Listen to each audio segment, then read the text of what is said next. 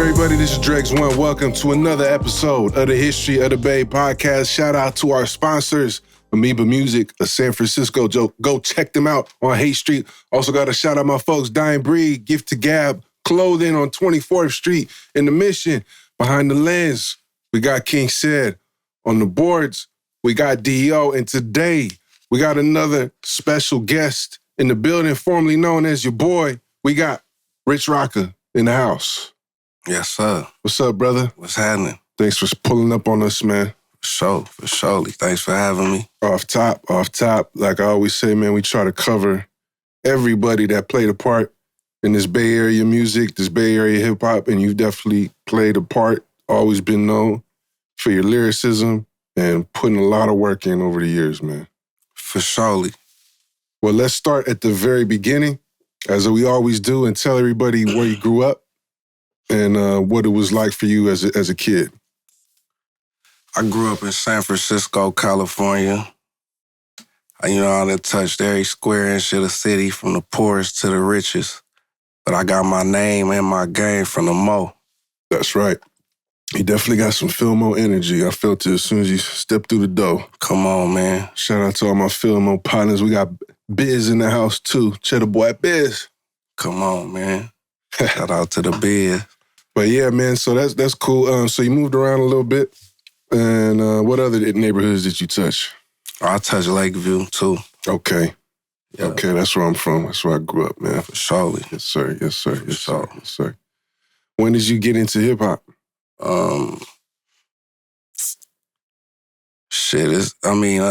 It's been around my whole life. San Quinn and Messy Marv are my cousins, so Bailey from Fully Loaded. So, I grew up, just being influenced by hip-hop. So you always seen Quinn and Bailey and Mess do their thing? Yeah. Yeah. For sure. Yeah, so, it's always been around. I always wanted to rap. Mm-hmm. I was in class writing raps and shit instead of doing my work. So, I don't know. It's always been around. Did you have any other rap names before your boy? A million of them. Will the Executor was one of them. That's tight. Shout out my Uncle Sam. He gave me that name. J-Do was another one. That's all I could think of right Okay. That's tight. But I had a few more, but that's all. Them the two that stood out. And I wanted to ask you something, man. Like, I feel like in Frisco, there's a lot of East Coast influence in some ways, a lot of lyricism. Mm-hmm. What were your influences in terms of your rap style? Definitely big East Coast influences. Jadakiss was a big influence. Jay-Z, early too. I used to listen to a lot of DJ Clue mixtapes when I was young. Mm-hmm. So, the fabulous freestyles and shit that early State Property too, Beanie Siegel and them. Yeah. You know what I mean? I used to listen to a lot of that. No doubt. I feel like that style was pretty big in like the early 2000s, late 90s. Yeah, for sure. In your opinion, what are the qualities that make a great MC? In my opinion, versatility, tone, subject matter, and just, them just a couple right there to make a great MC. That pretty much covers the bases. Not all of them, but them, them some strong ones right there. If you got them, you pretty much can make, nowadays, you ain't even gotta have none of that nowadays. But, that's what makes a great MC. There's some people that like the simple styles, right? Or I feel like that's the majority of the world now. As far as business-wise, they like simple shit. These niggas ain't hot. These niggas I don't think lyricism is mainstream right now. Nah, it's not. Yeah. And, but, you can't take that out the art, though, in my opinion. No doubt. And I think even at a time when the Bay Area was like going through the hyphy stage, right? Mm-hmm. You were definitely pushing the line of actually spitting bars. Yeah. Mm-hmm. I was trying to be different. I wasn't trying to be different. I was different. That's right. That part. I was different for that sure. Part. I just, I just had shit to say. Hell yeah. What's your process for oh, sorry. I was just saying it was serious with me. Mm-hmm. Yeah, so my music has always been serious. You can hear that in your style. And that's why I was gonna ask, what's your process for writing? It's changed over the years. Before, like shit, I used to just write with a notepad and a pen whenever, and I couldn't just, how people write on the airplane or on the go. Mm-hmm. I still can't do that. I gotta be in the booth. Like I gotta be in the studio. But it used to just be with a pen and a pad. But now I can go in and, record without writing, a couple bars at a time. But I prefer writing still though. Right. In the phone or, still old school pen and pad, but that's my process, though. I just gotta be in the setting, though. I can't do this shit out in the world while I'm living. Yeah, I hear that. Yeah, put a lot of thought into your work. Officially. So what point did you actually go and start recording? I'll say probably right after at the last year of high school, right out of high school. That's when I started recording. San Quinn, my cousin, he been a legend out here doing this thing. I was more closer to Bailey, my other cousin, his little brother. He was doing this thing with Fully Loaded already, so really I wanted to be a part of that. Mm-hmm. I wanted to be a part of Fully Loaded, but Cuz was like, nah, man, you a superstar. You need to do your own thing, bro. You need to go solo. So my first song was 16s with Me. I recorded that with my boy Big D. Fresh out of high school, I was probably about 18 years old. That was your very first song? That was the first song. Well, actually, no. Actually, let's take it back. My uncle Herm Lewis. Okay. Herm Lewis was the first person to ever put me in the studio. I was super young. I don't remember how old I was. I was probably like 15 or 16. He took me to he took me and my cousin Stevie to some studio in Sunnydale. And that was the first time I ever got the real recording, experience. But after that, my first actual real song that I did on my own was 16s with Me. Okay.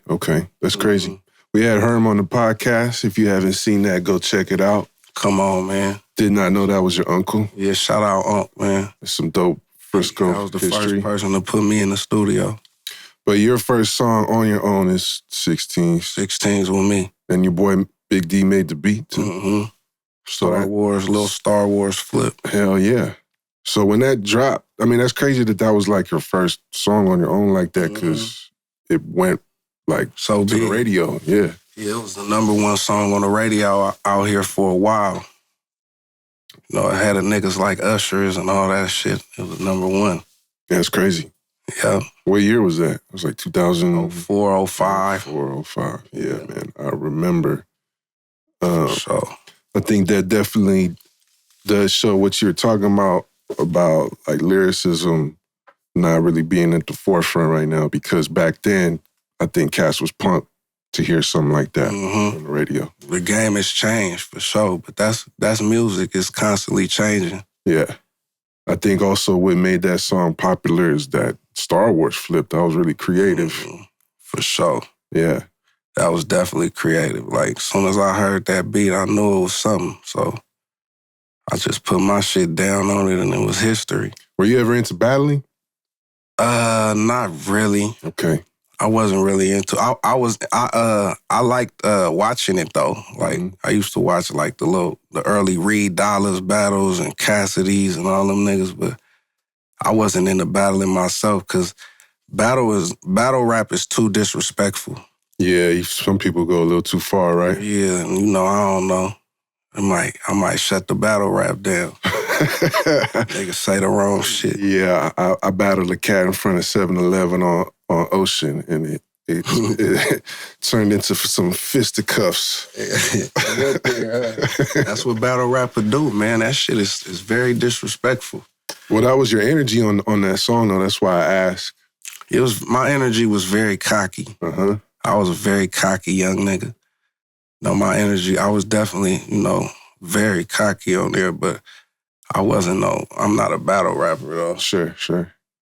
But that basically got you, after that, you became part of what was going on with Done Deal? Yeah. Because I think I was already part of what was going on at Done Deal. Like, my first introduction, I guess, was on the Done Deal mixtape that Quinn dropped with Mind Motion. The Done Deal fam rocks the party with Mind Motion. That was kind of like my first introduction. I was, doing verses and shit on there. And then we were doing a Fully Loaded mixtape. This is also the mixtape era. Yeah, this when cats was really just dropping over any instrumental or whatever loose song and putting them on mixtapes, and they was really moving too. They was selling. Another big influence in my career was them early 50 Cent mixtapes, the early G-Unit mixtapes. I was really on them, so this was around that era. Yeah, for those who don't know, because we do get a lot of younger viewers sometimes, this was a way to like build your buzz before dropping an album or in between albums, basically jumping on whatever beat you could get and putting them together, getting the DJ to host them and blend them together. And they're really big promotional tools. Still to this day, I feel. Hell yeah. Yeah, because you can just throw a song on YouTube or SoundCloud or even put out a full mixtape. It's still being done. So was there any like actual contract deal or? Nah. Family business. Family business. Yeah. Family business. You know what I mean? But it's all love. Well, I remember, I think I was still in high school when 16s With Me came out, and it wasn't long after that you had your own debut. Right. And was that 16s With Me, was that a mixtape? Yeah. The mixtape hosted by Box Kev. Right. He was at KMEL at the time. So that was my first little mixtape right there. And then after that, it was my first solo album, Rookie of the Year. Right. And that was all like within the same 1 or 2 years, right? Yep, within the same year. Yeah. It was down there within a couple months, probably. So yeah, did you see yourself like in a new spotlight all of a sudden and things happening for you? Shit moves fast, like, you know what I'm saying? Like, and especially in this music shit, like shit moves fast. Like I was just doing something I love. Like, like I didn't see everything, even to this day, like the big things that I do, like, this shit just be natural to me. Like, I don't expect nothing. Like, I don't expect to be going down as the biggest rapper in history or none of that. I'm just living. I'm in life school. Right. So, shit moved fast, though, for me. Like, after that first album, shit really moved fast. I went straight to L.A. from there. Signed with The Game and Black Wall Street. He was fresh off of 6 Million records. And, from there, it just was up.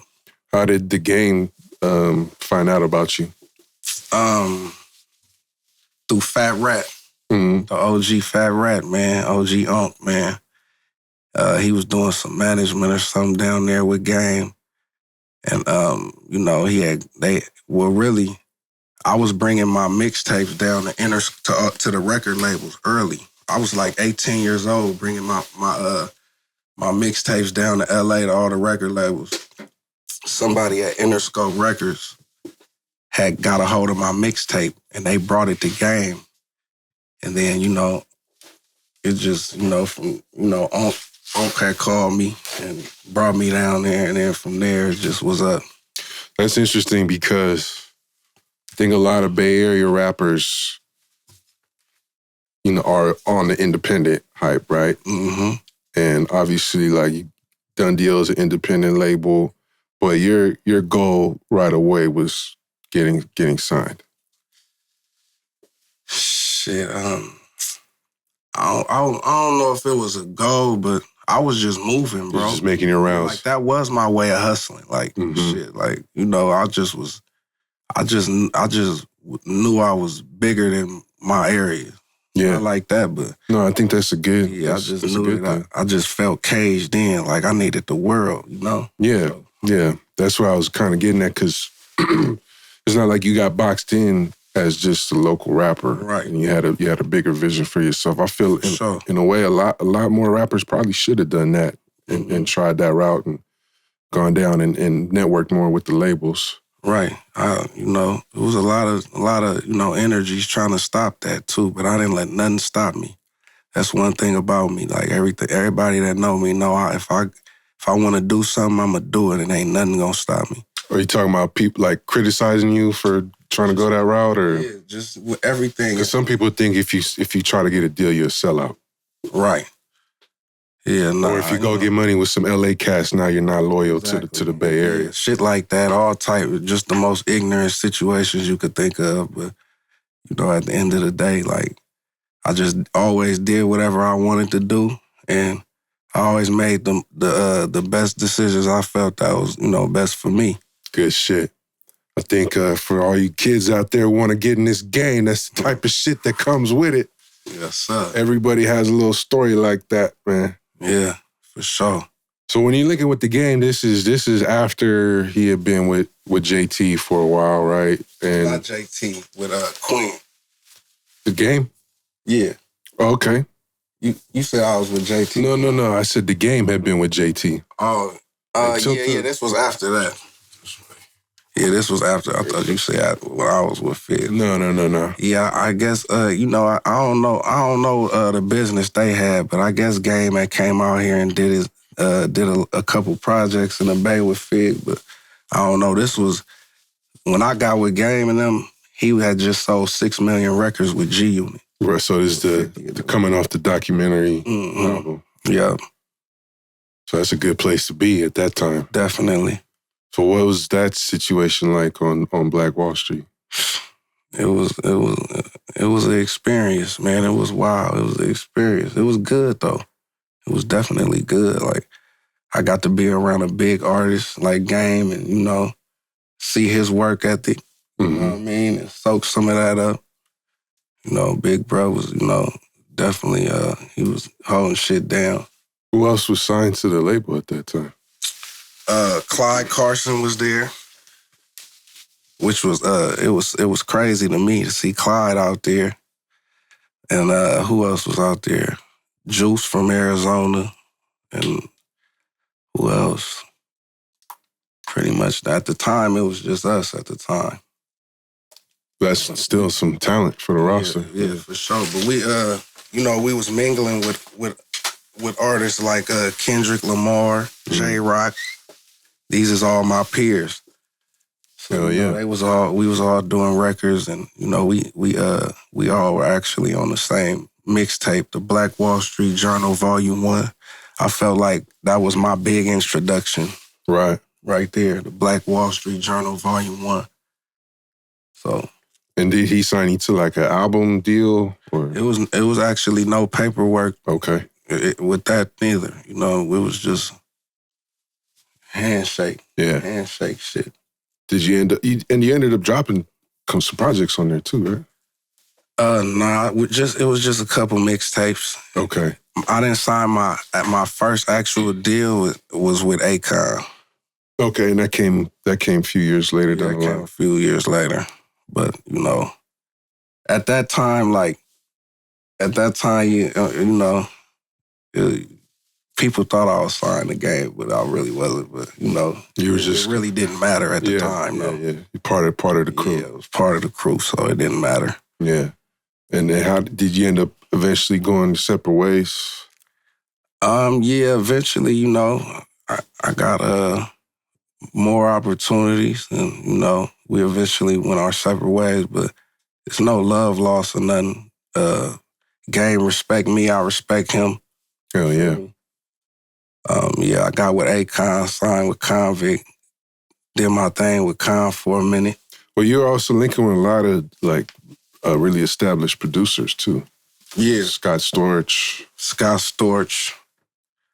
At the time, yeah, Dre, JR wrote him. He was big at the time. Who else? Hold on, you just said Dre hella casually. What did you do with Dr. Dre, bro? You got to be in the lab with him? I got to be in the lab with Dre a few times. What was that like? Stressful. Is that right? That shit was stressful for me. It might not be for everybody else, but for me, that shit was stressful. Like, were you nervous or that was just the atmosphere? Nah, I wasn't nervous. It's just that Dre like a perfectionist. Okay.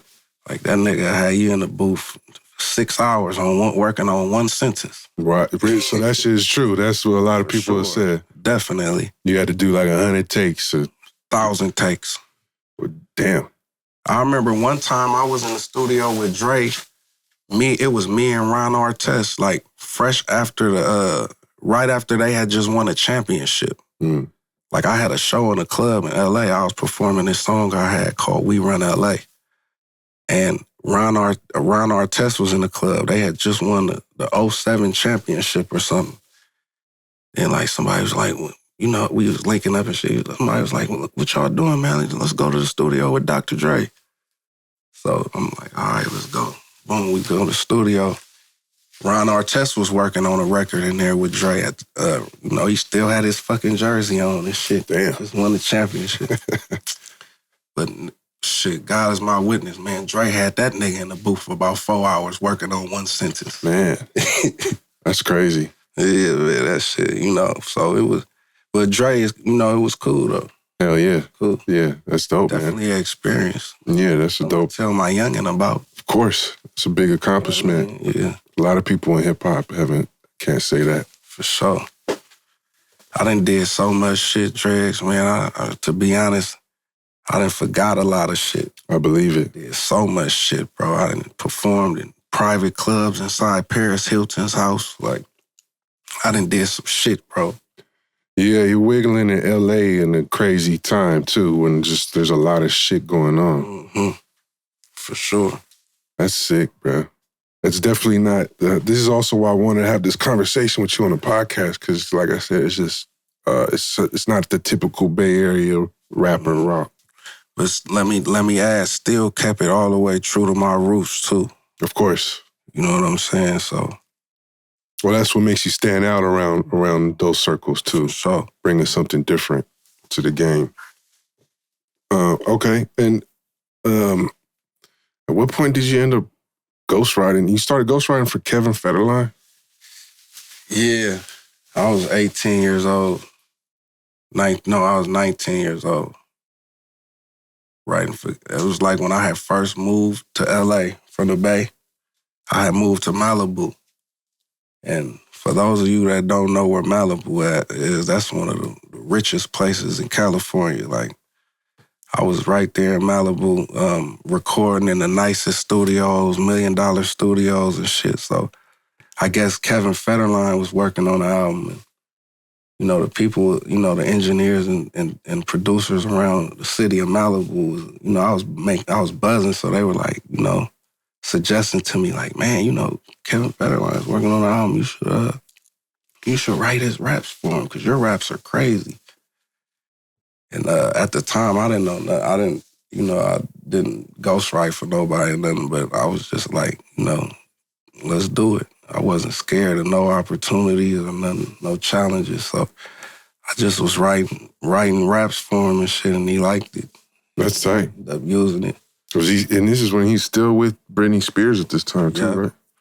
And the fucked up part about it is we spent all this time, traveling and working on his album and shit. And then as soon as his shit dropped, it's like, I think they divorced like a week later. And, that news took over the news of him dropping his album. Right. So, that was fucked up for him. But was he a dope rapper, in your opinion? He was a dope person. That's what's up. Yeah, sometimes that's my big bro, man. Sometimes that's just as important. Yeah. That's my big bro, man. Shout out K-Fed. No, that's dope. That's a dope opportunity, man. I think that also is like a good test as a rapper too, to see if you can make somebody else sound good or write some shit that that they would, that works for what they're doing? For sure. That's definitely, and he's not the only person I ghost wrote for, but, that was a dope experience, though. Cause we was in some of the dopest studios I ever seen in my life, from here to Hawaii to New York. Hell yeah. Can you say anyone else that you've ever penned for, or is that an industry secret? Man, we gonna keep it. Yeah, for sure. Just curious, whenever you see the name William Crawford, though, Okay. That was gonna be my next question. The publishing is looking good on that, though. For surely. That's right. Right. Okay, so you mentioned Akon too. Yeah. And Akon he signed quite a few people. Yeah, at the time it was me, Money Man, that y'all know him at, but at the time he was known as Money J. But it was me, Money Man. Billy Blue out of Florida, Verse Simmons, T-Pain. Hell yeah. Yeah, it was a couple artists up under Con at the time. We had AWAX on the podcast before. I believe he was signed to Akon as well. I don't know if this is around the same time. Yeah, I don't know what they deal was like. But yeah, I don't know. How did you end up linking with him? With Con? Mm-hmm. How did I link with Con, man? I linked with Con twice. The first time I linked with Con was through my homeboy, 2 T's. 2 T's was doing he was like Con's bodyguard. And he got me with Con. I flew to Miami. We was working at this studio called Circle House in Miami. He had T-Pain in one room. He had, he had artists in every room. I played a couple records for him and shit, and he was, he thought I was dope. But this was just off my mixtape buzz and shit. Mm-hmm. He immediately put me in a room and told me, I need you to write a song for Michael Jackson. Damn. Yeah, so he put me in a room. Are you going to have Michael Jackson rapping? Nah, it was some other shit. It was some singing shit. So you write that too? Yeah. Okay, that's what's up. I thought you were going to have Michael Jackson spin some 16s. That was going to be crazy. Nah, it was, it never made it to be, Michael Jackson never used it, but shit, that's what happened though. When I first landed out there, put me in a room at the Circle House, so I need you to write this song for Michael Jackson. Had the producer playing the beat, and I was writing it, attempting to write a song for Michael Jackson. Damn. It must have been shitty, he never used it. Well, I don't know about that. He probably got a lot of different songs and lyrics and shit to choose from. This early your boy though, man. This is a big task. Hell yeah, it's a big task for anyone. Yeah. I mean, but it still was, that was a good experience though. Okay. And did that lead to an actual contract? Nah, that didn't lead to a contract at the time. So boom, I go back to LA. I'm doing my thing in the mixtape scene, and I come with this record. We Run LA. Boom. It's number 1 on all the radio stations in LA. Then I think the homie T Money had connected me with Con at this point. Boom. Con had reached back out. This time we got the deal done immediately. Okay. So we got the deal done. I was signed with Con for about 2 years. And, we did our thing, and I'm independent now. And did you drop albums or mixtapes through them? I dropped 2 singles. I dropped Lockdown featuring Akon. Right. And I dropped the mixtape California Konvict. Okay. And that was it. What year was this? This was 2010 through 2012. Okay. So this is when mixtapes are still going, but it's moving on the internet a little more. To me, mixtapes I ain't never seen the mixtape stop like that. That's true. I ain't never seen that. I just feel like in the early 2000s, they was heavier. They was heavy, and there was a lot of sales. And then 2010, I talk about this sometimes, like I call it the blog era. that Piff era, you know, hot new hip hop, like those sites became like real big sources for music. For sure, yeah. I was all over them sites too. I was gonna say too, you know what I remember from you is being heavy on MySpace, bro. Weren't you like one of the top artists on MySpace at one point? Definitely. Shout out Tila Tequila. You know, she had me. Damn. She had me in heavy rotation. She had you in her top 8? Yeah, she had me in her top 8. Hell yeah. You know what I mean? Yeah. This is when MySpace was so big, there was actual like MySpace charts. MySpace, I didn't even know at the time that MySpace was that big. I'm just doing what I do. Yeah. Doing what I do. And shit, I ended up being on top of the MySpace charts for 2 years. That's crazy, man. Yeah. Because people don't understand, like, now, like, what the fuck is MySpace? But back then, it was... That shit was heavy. Yeah, it was big. I didn't know we was rolling out the future at the time. It was big, especially for music, because you could just have your profile with your songs, like, right on there. And that was pretty sick. I feel like they should do something like that nowadays, more so for artists, where you could just have your music and your videos right there on your profile. That'll be dope, for sure. They definitely need to bring that back. Yeah. I went and tried to open up my MySpace the other day. I don't know what's going on with my shit. Yeah, I've been on there trying to get some flicks and shit that I had back in the day. I got some legendary flicks on that MySpace. I bet. Get to. Yeah. Anybody at MySpace listening, man, open my shit up, man. Tom, if you're out there, man, if you're watching this. For surely. Man, that's crazy. He said Tila Tequila. Yeah, Tila Tequila. This is when she had like 5 million fucking MySpace friends or something. Damn, that's dope. At what point did you change your name? I think it was about 2013. Okay. And that was to YB, the rock star? Is that correct? Nah, okay. I never changed. I only changed my name once. People had this perception that I changed my name 100 times, but I only changed my name once. I got 1 million aliases. You're doing some AKAs. Nah, I only release music under Your Boy or Rich Rock. Okay. Yeah, but YB the rock star and all, this is aliases. Okay, got you. These is aliases. And I changed my name in 2013 from Your Boy to Rich Rocka because, people know me as the rock star. From a very young age, I lived a rock star life. Just all the shit, Paris Hilton, like I said. All the late nights with the K-Feds and the Britney Spears and all this shit. I'm in OK magazines and Us Weeklies every week. It's just a rock star life at the time. So people were calling me YB the Rocker, for short, Rocker. Mm-hmm. You know what I mean? And then shout out my boy Gino Cap, rest in peace, Gino Cap. He used to call me that Rocker. So, one day I just changed my name to Rich Rocker. I grew out of the Your Boy name, and I just didn't want the energy that was associated with that name. It was, to me, I felt like it was a lot of bad business too associated with the name. Like, I'm big on energy. So I wanted to change my energy and start from the ground up. Are you talking about like all the handshake deals that should have been paperwork deals? Yeah, a lot of that is just a lot of, other things too. Yeah, just time periods in your life. Yeah. Mm-hmm.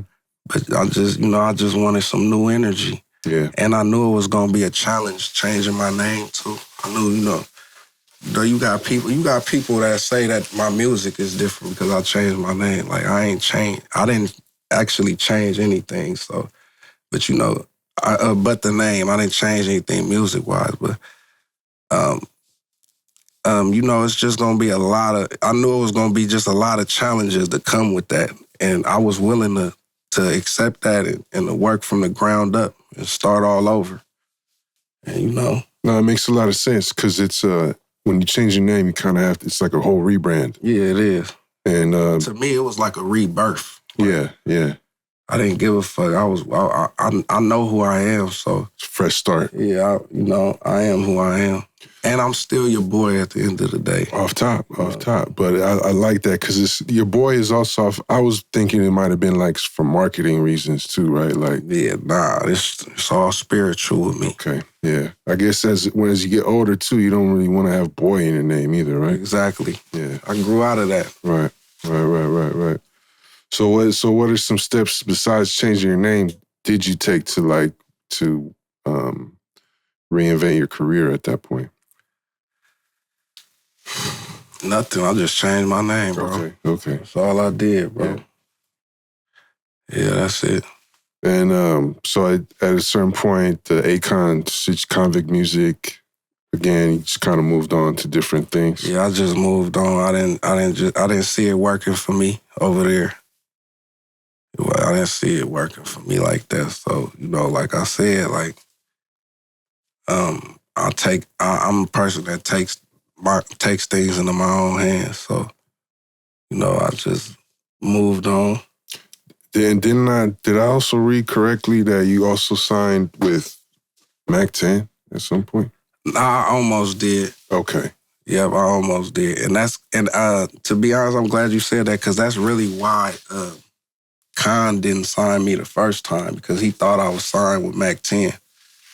I was about to sign with Mack 10, but it never went through. We never actually made it official. But shout out Mack 10, shout out Big Bruh.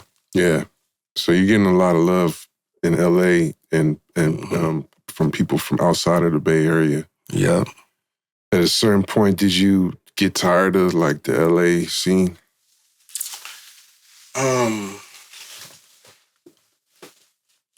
Did I get tired of? I don't think so. I never got tired because I always came home.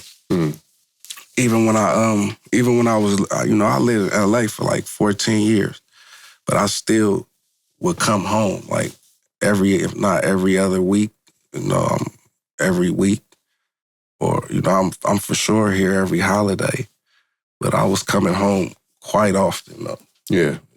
What? I never really got tired. That's how I was able to stay grounded too. Right. You know what I mean? Yeah, I mean, it's a 1-hour flight.